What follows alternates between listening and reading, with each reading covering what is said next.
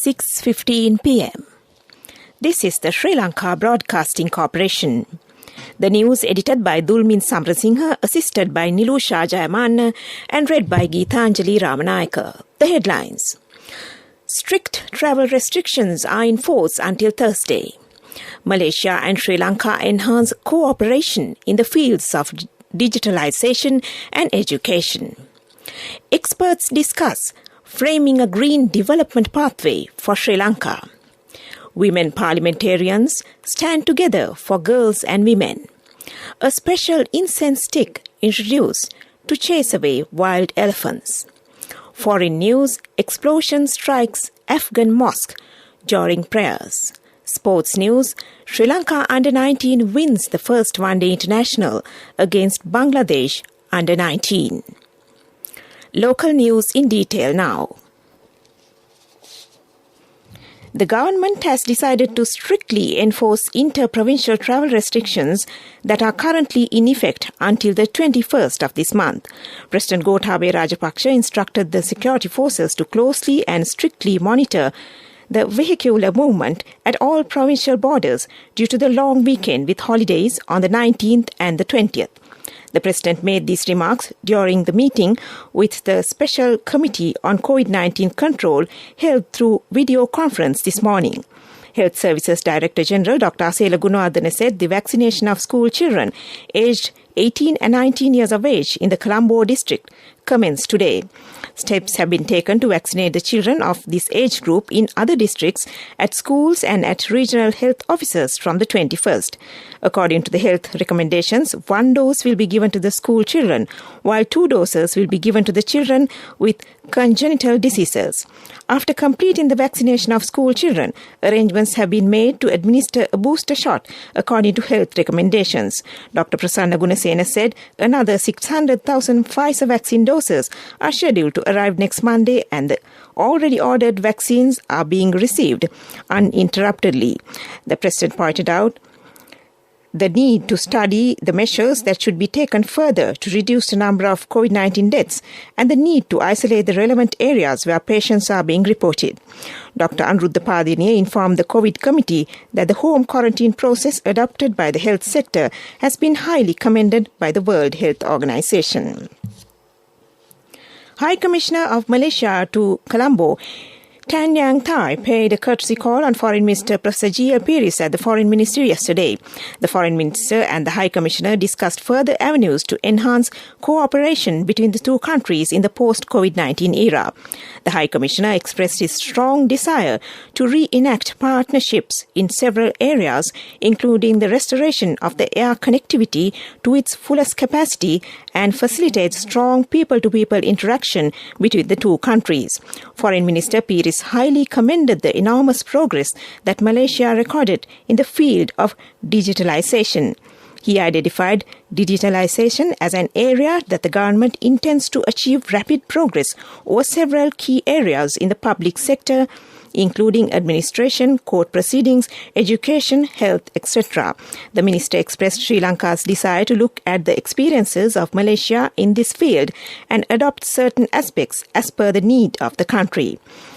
Underlining the inadequacy of infrastructure in higher education and technical education and the urgent need of broadening the vocational training in Sri Lanka, Minister Professor Pieris identified this as an area of cooperation that both countries could progress.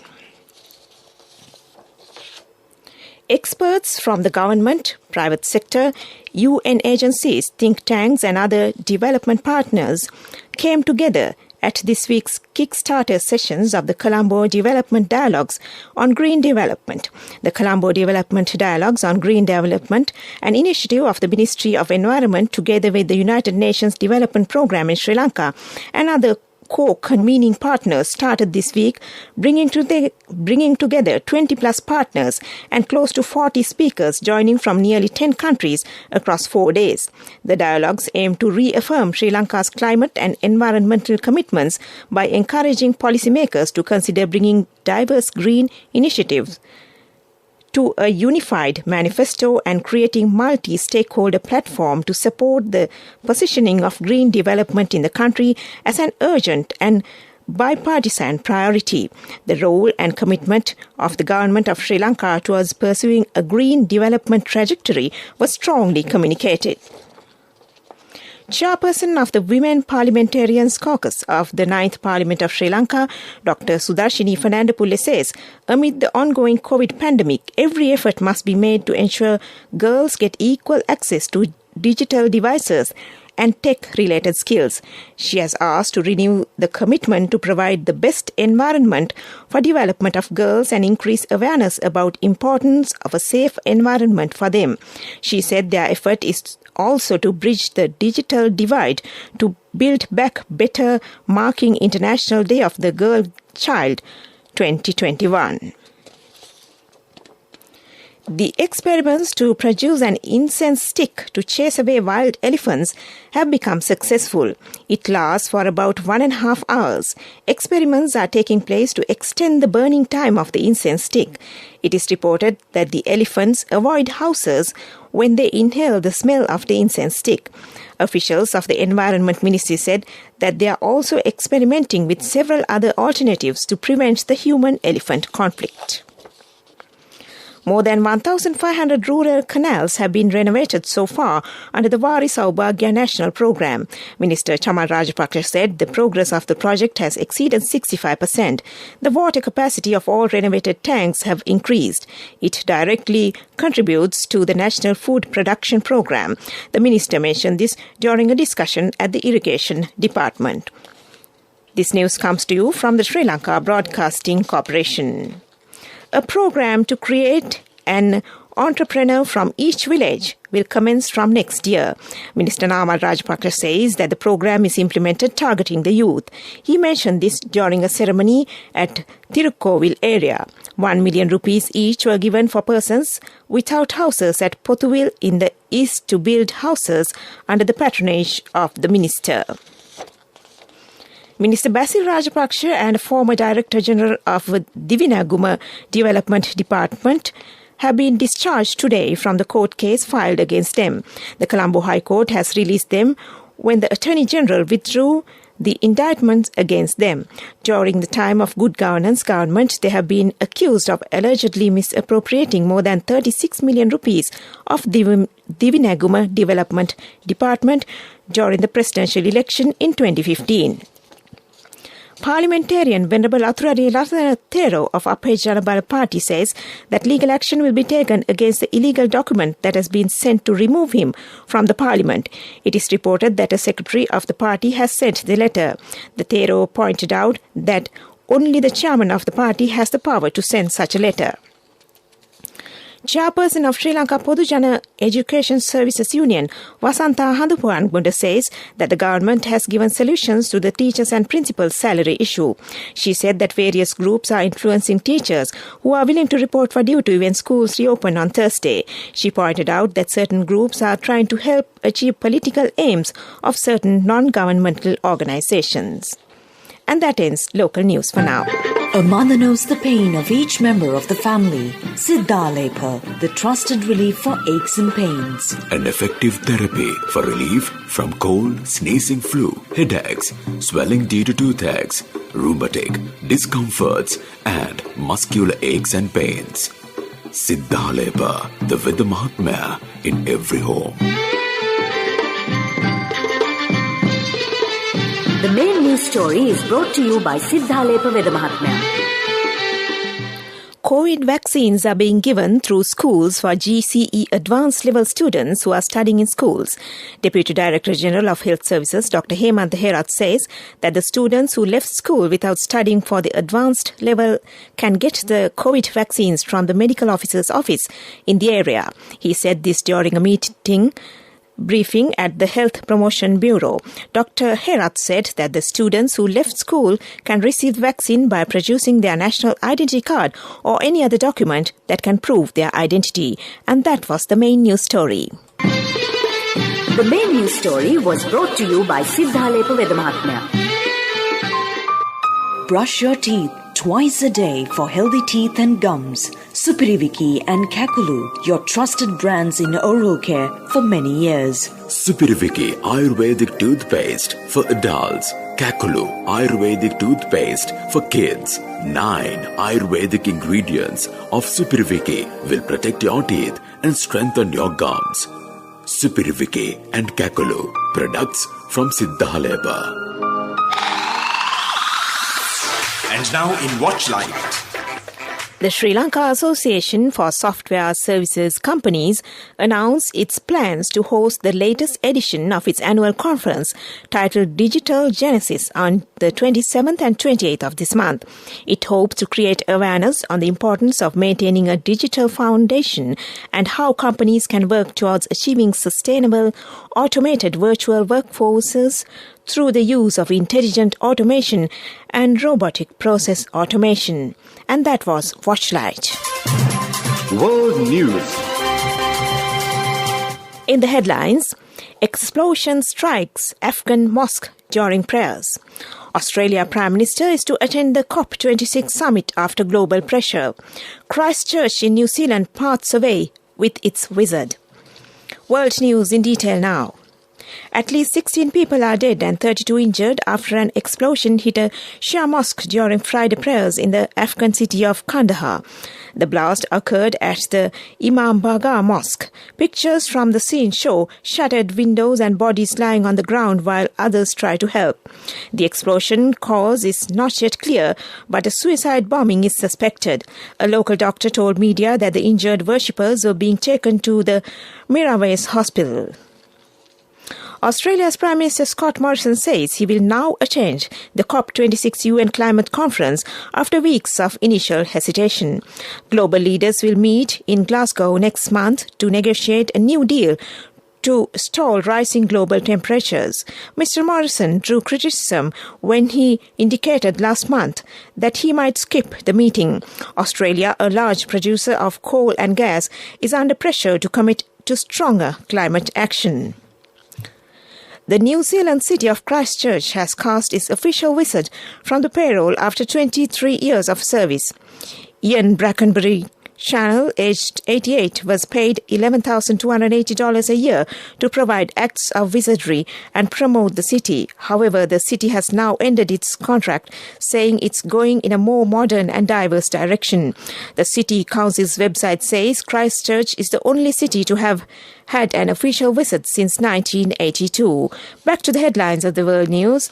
Explosion strikes Afghan mosque during prayers. Australia Prime Minister is to attend the COP26 summit after global pressure. Christchurch in New Zealand parts away with its wizard. And that ends world news. And now in development news. State Minister of Aviation and Export Zones Development D.V. Chanaka said that 14 export zones will be established within the 2 years 2021 and 2022 and that steps will be taken to double the number of export zones in this country. Accordingly, 3 new zones in Oyamadua, Hambantota and Millenia for manufacturing of drugs are being developed. And that was development news. Sports news.